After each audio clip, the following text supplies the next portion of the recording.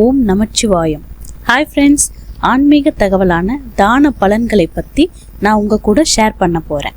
இதில் என்ன தானம் செஞ்சால் என்னென்ன பலனை தரும் அப்படிங்கிறத பற்றி பார்க்க போகிறோம். இந்த வீடியோவை ஃபுல்லாக பாருங்கள். பிடிச்சிருந்தா லைக் பண்ணுங்கள், ஷேர் பண்ணுங்கள், சப்ஸ்கிரைப் பண்ணுங்கள். வாங்க பார்க்கலாம்.